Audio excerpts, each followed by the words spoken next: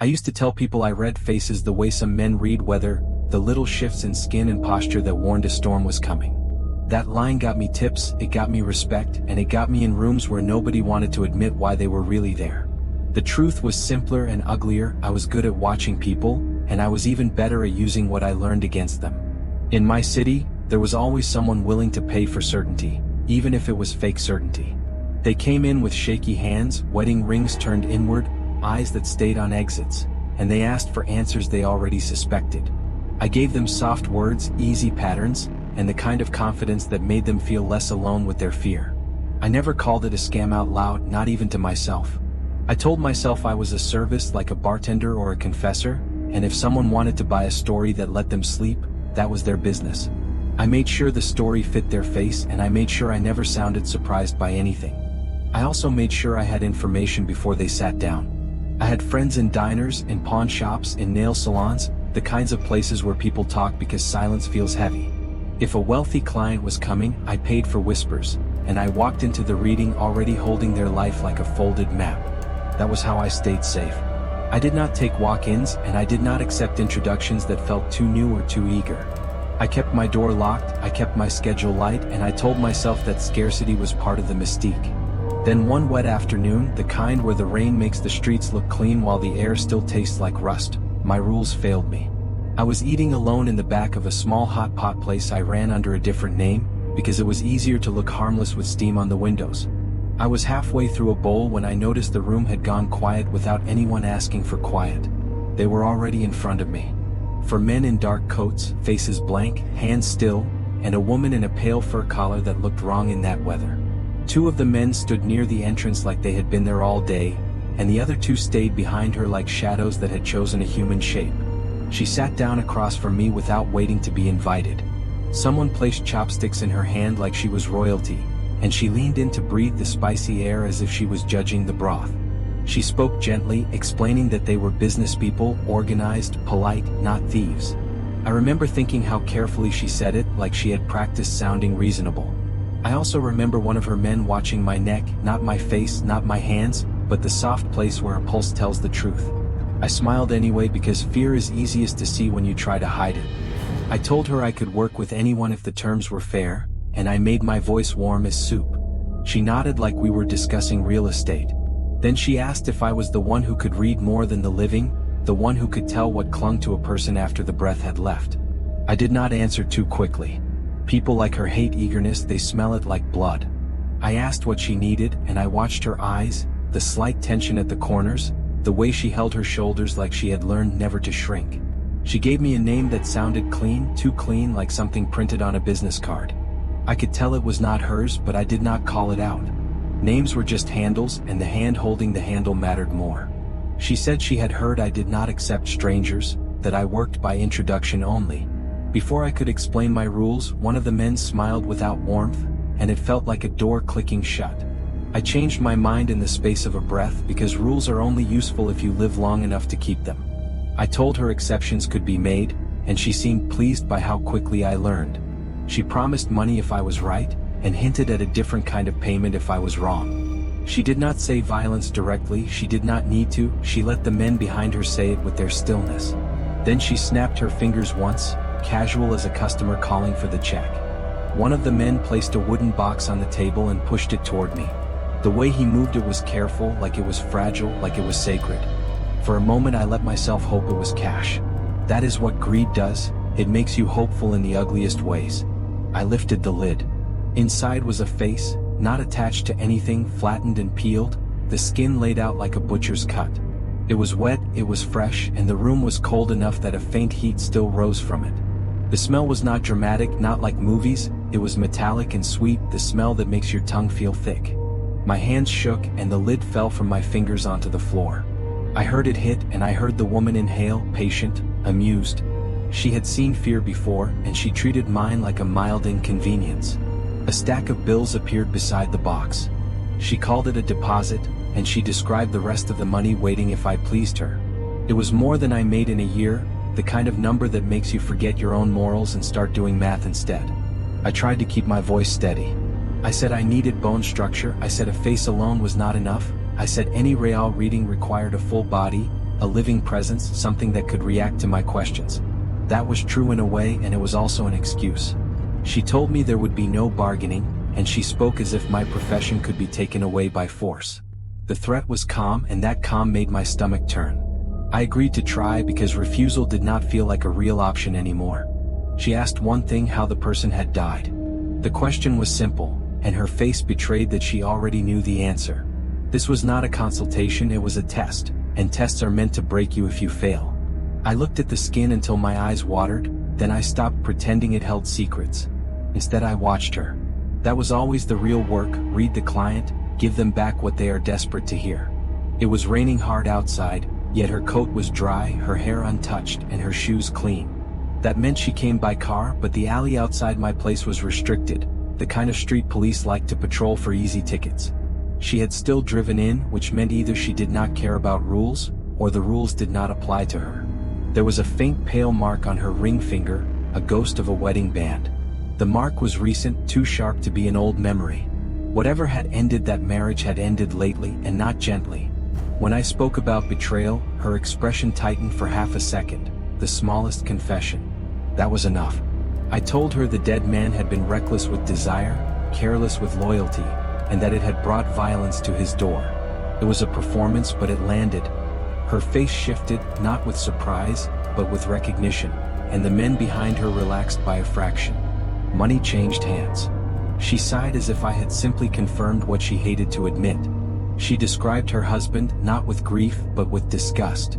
He had spent her money, humiliated her, and then tried to leave her for someone else. She did not say she killed him, she did not need to. The box on the table was her confession. I offered her consolation like a priest, telling her she would find someone better because flattery is a kind of anesthesia. She asked if I truly could see everything. I told her I could see what people brought to me, which was vague enough to sound mystical and safe enough to be true. That should have been the end. She had her answer, I had my money, and I could have tried to wash my hands of her with polite promises. But greed is never satisfied, it only grows hungrier once it tastes blood. She said she had a second job for me, something small. Then she named a fee that made my throat tighten: cash, immediate, more than enough to change my life if I lived long enough to spend it. I felt my better sense weakening, and I hated myself for how quickly I started imagining what I would buy. The job was to read another dead person. She said it like ordering food, as if death was just another commodity her people handled. I tried to back away, I said there were others better suited. I offered to refer her, because betrayal is easy when you are afraid. She refused, and the temperature in the room seemed to drop. One of her men stepped forward with a heavy tool tucked under his coat. Not a knife this time, something meant to break bones quickly. The woman's voice remained pleasant, and that was the worst part. She told me someone would pick me up that night. She called me a friend now, the way predators call their prey a partner. Before she left, she warned me not to run, and she proved she meant it by having her people linger around my home, letting my family be seen without being touched. When the door closed behind her, I felt my body start to shake, delayed shock arriving like a late train. I thought about calling the police, then pictured my wife answering the door to one of those men with the calm eyes. Fear makes you calculate, and my calculations all ended with funerals. I reached out to someone I trusted, an old acquaintance who knew how to ask questions quietly. By dusk he called back, and his voice sounded strained, like he did not want to be the one carrying bad news. He said her outfit was a costume, and her business was poison, drugs moving through ports under the cover of legitimate freight. I stared at my own hands after the call. They looked the same, but they did not feel like mine anymore. I had taken money beside a human face, and now I was scheduled to serve people who sold death in powder form. That night I prepared the only escape I knew. As a teenager I had learned a cheap trick from a drifter who posed as a healer, a way to fake death long enough for someone to drag you away. I still had a small pouch of animal blood, still had a student who owed me loyalty, and I made a plan that depended on chaos. The car came after dark, glossy, quiet, expensive. The driver did not talk at first, but I kept my tone friendly, as if friendship could change the shape of what was happening. Eventually he answered small questions, the way a man talks when he wants to believe he is not a monster. He told me the woman's problems had started when her husband disappeared. The other woman, the one her husband had been seeing, had gone to the police, and that attention was dangerous.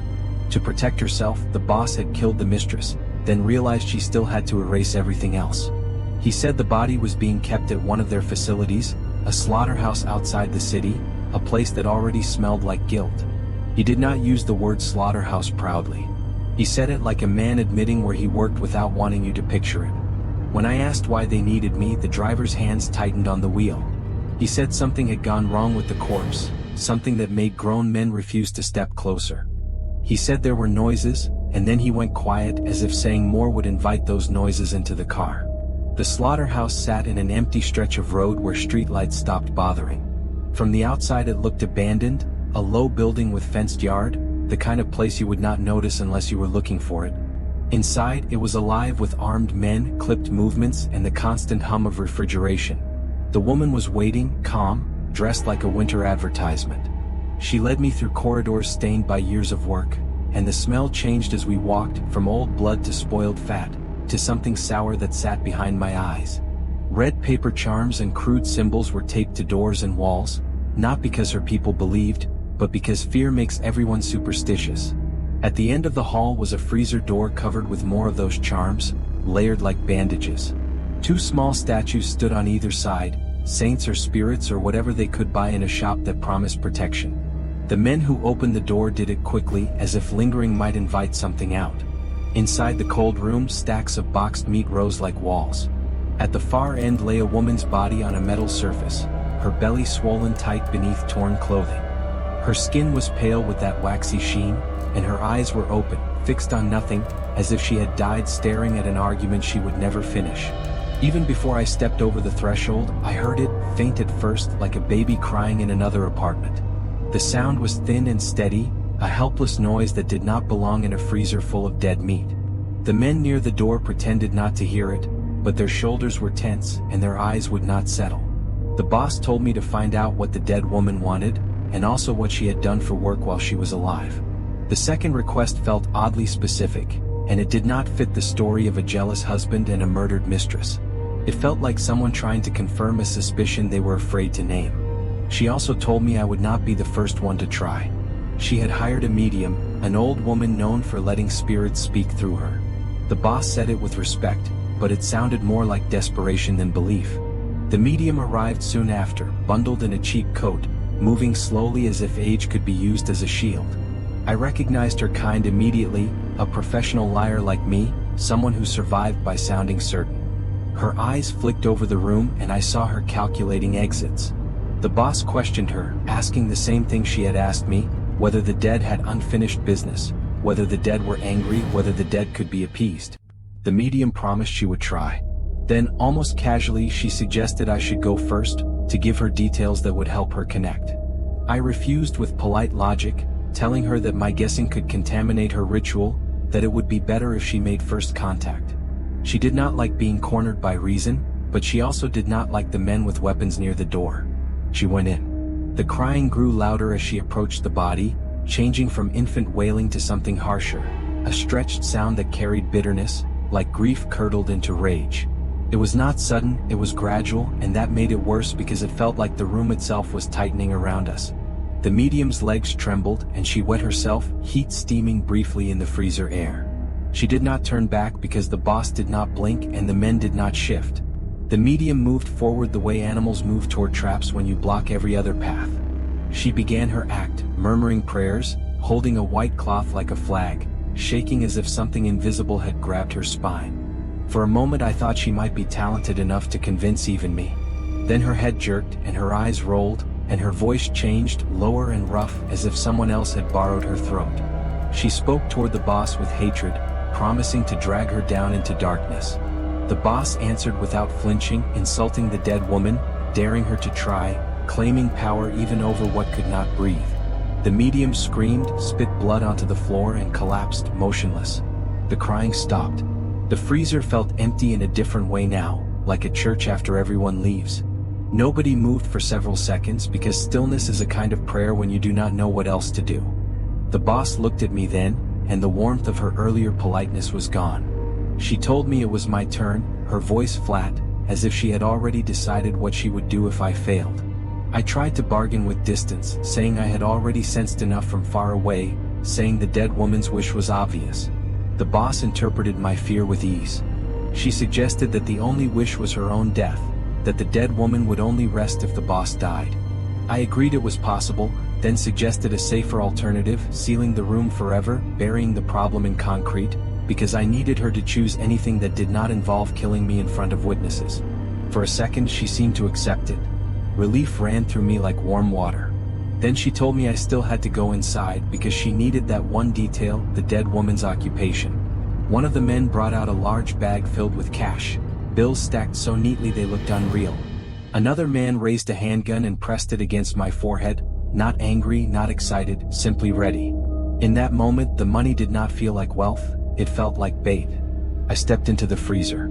The crying returned at once, softer now, almost playful in its persistence, like a reminder that helplessness can be weaponized. The air bit my lungs and my sweat chilled on my back. I forced myself toward the body, counting steps in my head to keep from thinking. The dead woman's swollen belly looked unnatural, stretched too tight, and the tear in her shirt revealed skin that seemed bruised from within. Her hands were stiff at her sides, and her fingernails were broken as if she had tried to claw at something while she died. The medium lay nearby, twisted at the neck in a way that should have meant death. But I had seen enough fake deaths to notice the details that did not fit. The blood on the floor was too bright, too fresh-looking, and her throat, though angled strangely, did not show the slackness of a true break. I dropped beside her as if I had slipped, using my body to block the boss's line of sight. With one finger I traced a short message on the medium's coat where her shoulder blade would feel it if she was alive. I wrote that she should get outside and call the police, that help was close. Then I stood and turned to the corpse. I did not have much time. I scanned the dead woman's hands, her forearms, the tension in her shoulders, the small calluses and faint bruises that spoke of training, of restraint, of a body used to control other bodies. I understood why the boss needed this detail. If the dead woman had been just a mistress, her work would not matter. The boss was afraid the dead woman had been something else, something that could explain how the police had gotten close. I spun around with a practiced gasp, shouting that I had seen enough, that the answer was clear. The men at the door lifted their guns, then lowered them when the boss signaled. I told her the dead woman had been a personal trainer, a fitness instructor, a woman who used her body for work. The boss believed me too quickly, which told me she had already found proof and wanted confirmation. She exhaled like someone releasing a knot in her chest. Then she ordered her men to remove the medium's body and deal with it. A man protested that the medium's family was already waiting, that they had arranged a pickup, and that making her vanish would draw attention. The boss agreed to let them take the body, then instructed her men to follow the family and kill them if they went to authorities. Her voice did not rise as she said it, and that calm was another kind of horror. She turned back to me and promised to pay, reminding me that silence was part of the agreement. I nodded so hard my neck hurt. I thought I had survived. Then she changed her mind. She said she did not trust me, and that dead men keep secrets better than living ones. Two men grabbed my arms and dragged me toward the processing line, where metal hooks hung from rails and the floor sloped toward drains. I begged without dignity. I said I would disappear, I said I would never speak, I said I would give back the money. The boss did not look at me, she was already on her phone, already managing the next problem as if I were a small mess that would be cleaned. The blade they brought near my throat was not theatrical. It was a tool, dull with use, and it carried the smell of iron and fat. I felt my mind detach, the way it does when it decides it cannot save you. Then a single gunshot cracked from outside, followed by another. Someone screamed that police were here. In the confusion, the man holding me jerked, his head bursting from a sniper round, and everyone scattered, diving for cover, shouting into radios, running in every direction at once. No one watched me. That was the gift of panic. I grabbed the heavy bag of cash from where it sat on a crate and ran, not toward the exit, but toward the trash area behind the building where the smell was worst and the shadows were thick. I shoved the money into a mound of rotten waste, burying it under scraps and wet cardboard, because greed does not vanish in fear, it just becomes urgent. Then I staggered back, hands raised, trying to look like a victim instead of a thief. Within minutes, the place filled with officers. The men in dark coats were dragged out, and the boss was forced to the floor, her face still calm even as cuffs clicked onto her wrists. She looked around as if reality had betrayed her, as if she had been promised protection by the very violence she paid for. I learned the truth in pieces, from overheard conversations and the careful way detectives treated the swollen corpse. The dead woman was not a lover who got too close. She was an undercover officer who had embedded herself for months, building trust, collecting names, setting traps that would only work if the suspect stayed confident and unspooked. The device that carried her recorded evidence was missing. That was why the body had to remain intact, why the boss panicked at the idea of anyone cutting into it. The device had been swallowed, hidden inside the body as a final act of loyalty, because dying is not the end of duty for people like that. The sounds in the freezer had not been a ghost. They had been a recording played through equipment placed near the body, timed to trigger fear and keep hands away. The wailing baby, the woman's screams, the medium's possession. It was all designed to buy time until the raid could happen. Even the medium's death had been staged.